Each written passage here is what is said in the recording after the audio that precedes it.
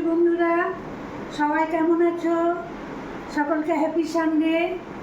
আর সানডেতে উঠতে একটু দেরি হয়ে গেল, শরীরটা একটু ঠিকঠাক ছিল না।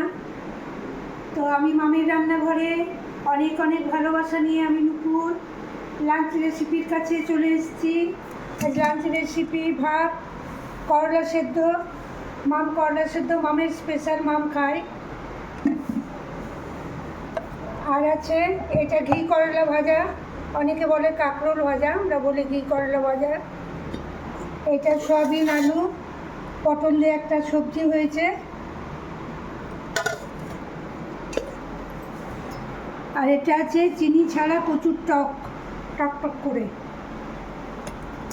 আর এটা কচুর তরকারি। আর এখানে আছে পোস্তর বড়া, তোতা। আর আমাদের কালকে একটু পেঁয়াজ পোস্ত থেকে গেছে, ওইটা মামের আমার হয়ে যাবে। ভাই তো রুটি খায়, এখানে রুটি আছে, কেনা রুটি, তাই পলিথিনে দেওয়া আছে। ভাই চিকেন করা আছে। আমার ভিডিও কেমন লাগে জানাবে। সকলকে অনেক ভালোবাসা, অনেক শুভেচ্ছা। নেক্সট ভিডিওয়ে দেখা হবে।